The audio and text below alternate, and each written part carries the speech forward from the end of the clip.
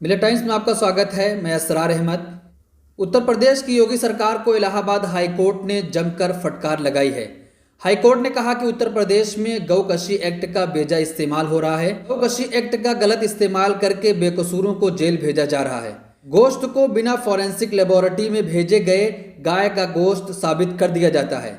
Allahabad high court के justice Siddharth ने एक मुलजिम रहीमुद्दीन उर्फ रहीमू को जमानत देते हुए उत्तर प्रदेश की योगी सरकार को फटकार लगाई है। जस्टिस सिद्धार्थ ने कहा कि गौकशी एक्ट 1995 का गलत इस्तेमाल उत्तर प्रदेश सरकार कर रही है। उन्होंने कहा कि अक्सर ऐसे मामले में जो बेकसूर हैं उन्हीं को जेलों में बंद किया जाता है।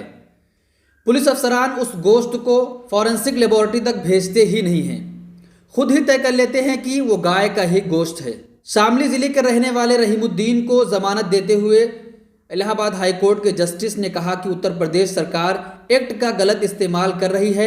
उन्होंने कहा कि प्रशासन ये साबित नहीं कर पाया है कि रहीमुद्दीन के पास जो गोश्त था वो गाय का ही गोश्त था। इलाहाबाद हाईकोर्ट के जस्टिस सिद्धार्थ ने एक और सख्त टिप्पणी करते हुए कहा कि जिन दफात में रहीमुद्दीन पर मुकदमा करते हुए उसे जेलों में बंद किया गया था उसका ट्रायल मजिस्ट्रेट लेवल पर हो सकता है, लेकिन ये सब ना करके उत्तर प्रदेश प्रशासन रहीमुद्दीन को जेल में डाल दिया।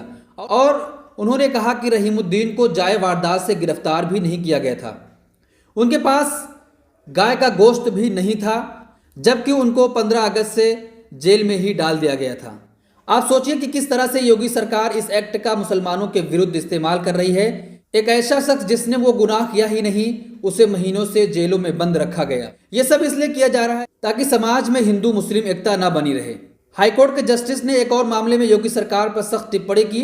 उन्होंने गौशाला मैनेजमेंट पर बरसते हुए कहा कि सड़कों पर खेतों में आवारा गायें घूम रही हैं, उन्हें इसकी चिंता नहीं है। जो किसानों की फसलों को बर्बाद कर रही हैं, सड़कों पर ट्रैफिक में मुश्किल पैदा कर रही हैं, आए दिन दुर्घटनाएं हो रही हैं, लोगों की जानें जा रही हैं, जनता की जान के लिए खतरा बन रही हैं। उत्तर प्रदेश सरकार को इसकी फिक्र नहीं है कि जनता की जानें जा रही हैं, किसानों की फसलें बर्बाद हो रही हैं, वो इन चीज़ों पर नहीं सोच रही। हाथरस मामले में भी योगी सरकार को झटका लगा है। हाथरस मामले की निगरानी को लेकर सुप्रीम कोर्ट ने आज अहम फैसला सुनाया। उच्चतम न्यायालय के अनुसार सीबीआई की मॉनिटरिंग हाई कोर्ट करेगा। सुप्रीम कोर्ट ने कहा कि मामले की जांच के बाद यह तय किया जाएगा कि केस को उत्तर प्रदेश से दिल्ली ट्रांसफर किया जाए या नहीं।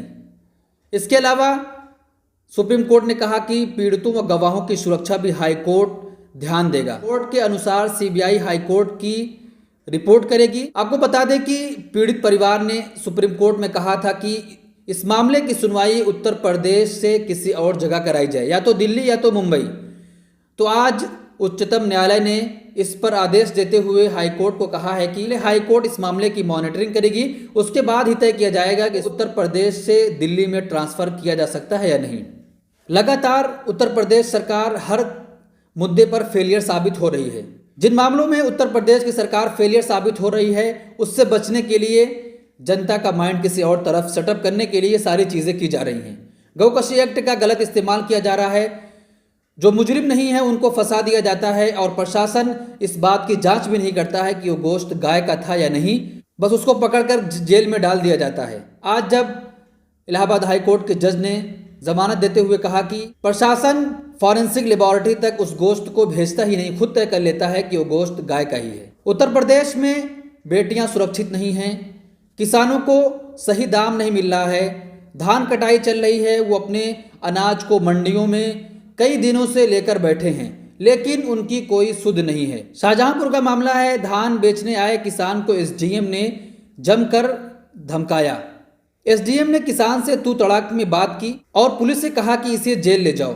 12 दिन से मंडी में किसान अपने धान को लेकर बैठा हुआ है, लेकिन उसे सही दाम नहीं मिल रहा है।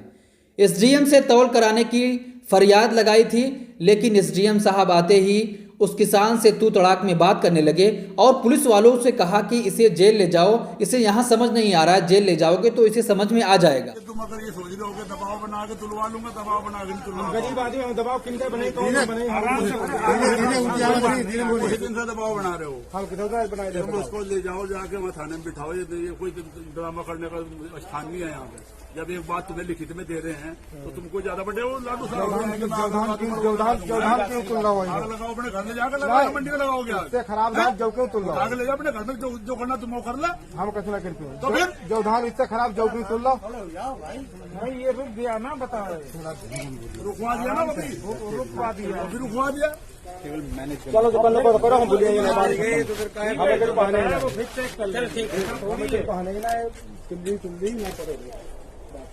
नहीं, लेकिन तू जो है जिस हिसाब से जो तेरा एटीट्यूड है ना, सुनो आदमी हुई जाते आज 12 दिन, तुम 12 दिन से ऐसे ड्रामा कर रहे हो। पहले दिन से तुम ऐसे कर रहे हो, तुम्हारी शकल ही दिख रही है कि तुम बिल्कुल जो है बदमाशी कर रहे हो। प्यार से बात ही नहीं करते तुम कभी भी। अन्याय होगा कुछ होगा। तो आप सोचिए कि किसान भी परेशान हैं, नौजवान भी परेशान हैं, उन्हें रोजगार नहीं मिल रहा है और उत्तर प्रदेश में बेटियां भी सुरक्षित नहीं हैं। हर दिन किसी न किसी जिले में मर्डर हो रहे हैं, लोगों को गोलियां मार दी जा रही हैं। उत्तर प्रदेश प्रशासन गुंडों को खुलेआम छूट दे रखी है कि तुम जिस तरह चाहो गुंडई कर लो। उसका जोर गुंडों पर नहीं चल रहा है, बल्कि कमजोरों और मजलूमों पर, इन बेचारों पर चल रहा है जो पहले ही से समाज में दबे कुचले हैं। उन्हीं पर उत्तर प्रदेश पुलिस का जोर चल रहा है और गुंडों को खुलेआम छूट दे रखी है कि तुम गुंडई करते रहो, हम तुम्हारे साथ हैं। कौन जीत रहा है बिहार? किसकी बनेगी सरकार? 15 साल लालू प्रसाद, 15 साल नीतीश कुमार, किससे आई बिहार में बहार? कौन है सीएम की कुर्सी का हकदार? कितनी सीटों पर जीत रही है ओवैसी की पार्टी? छोटे छोटे दलों से क्या फर्क पड़ रहा है वोट पर? दिखाएंगे हर खबर, हर समाचार, पेश करेंगे हर सीट का सर्वे, बताएंगे पब्लिक का मूड, दिग्गजों की सीट पर रखेंगे बारीक नजर। हमसे जुड़िए, हमें देखिए, हमें सुनिए, क्योंकि हम आपको रखेंगे अप टू डेट। मिन्नत टाइम्स।